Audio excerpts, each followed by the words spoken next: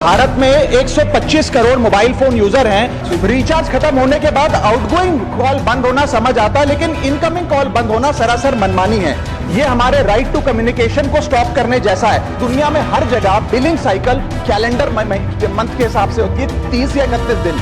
ये एक बड़ी क्लेवर स्ट्रैटेजी है, जिसके चलते आपको फीलिंग 30 दिन की देते हैं, लेकिन आपसे डीलिंग 28 दिन की करते हैं। भारत में 125 करोड़ मोबाइल फोन यूजर हैं, जिसमें से 90% प्रीपेड प्लान के यूजर हैं। सर, आज मैं प्रीपेड प्लान के जो मोबाइल यूजर्स हैं, उनकी ओर से 2 समस्याएं उठाना चाहता हूं। सर, पहली समस्या है कि रिचार्ज खत्म होने के बाद आउटगोइंग के साथ साथ इनकमिंग कॉल का भी बंद होना।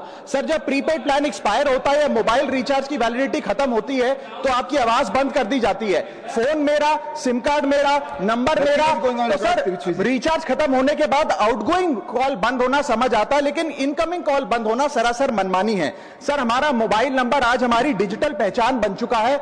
एसेंशियल कम्युनिकेशन जैसे कि UPI payment, banking, OTP, train ticket OTP, PAN Aadhaar authentication, interview का कॉल, हॉस्पिटल का कॉल, मां बाप का गांव से कॉल, तमाम चीजें इनकमिंग कॉल और इनकमिंग एसएमएस से आती है, और वो इसलिए बंद कर दिया जाता है कि इंसान एक रिचार्ज कराना भूल गया। सर, इनकमिंग कॉल बंद करना is not stopping of a service, ये हमारे राइट टू कम्युनिकेशन को स्टॉप करने जैसा है। सर, जैसे आपका आधार कार्ड इसलिए एक्सपायर नहीं हो जाता कि आपने डिटेल अपडेट नहीं करी, या आपका बैंक का खाता इसलिए बंद नहीं हो जाता कि आपने मंथली डिपॉजिट जमा नहीं किया, या आपका वोटर आईडी इसलिए सस्पेंड नहीं हो जाता कि आप एक चुनाव में वोट डालना भूल गए, ठीक उसी तरह आपका मोबाइल नंबर इसलिए सस्पेंड और डीएक्टिवेट नहीं होना चाहिए कि आप एक रिचार्ज भूल गए। सर, मैं सदन में फ्री आउटगोइंग की मांग नहीं कर रहा, फ्री डेटा की मांग नहीं कर रहा, लेकिन इनकमिंग कॉल फैसिलिटी की गारंटी होनी चाहिए। मेरी 3 स्पेसिफिक मांग है। पहली, प्रीपेड मोबाइल कनेक्शन में इनकमिंग कॉल और इनकमिंग एसएमएस कम से कम 1 साल तक कंटिन्यू रहे, चलता रहे from the date of the last recharge, ताकि एसेंशियल कम्युनिकेशन चलती रहे।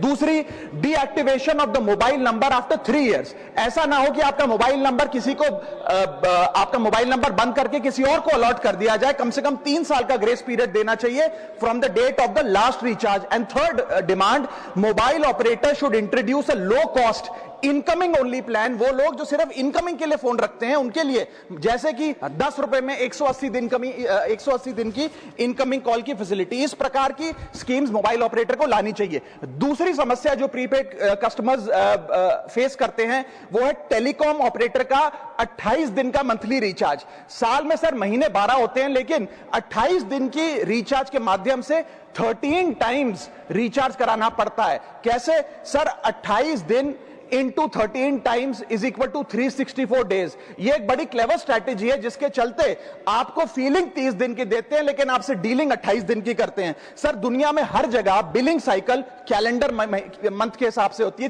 30 या 31 दिन। आपको मंथली सैलरी, लैंडलॉर्ड का रेंट, बैंक की ईएमआई, बिजली पानी गैस का बिल, तमाम चीजें 30 या 31 दिन के महीने के हिसाब से होती हैं। लेकिन ये मोबाइल ऑपरेटर, टेलीकॉम ऑपरेटर 28 दिन के महीने के हिसाब से आपको रिचार्ज प्लान बेचते हैं, ताकि साल में एक अतिरिक्त रिचार्ज आपको मिल जाए। मैं उम्मीद करता हूं कि इसे भी समाप्त किया जाएगा।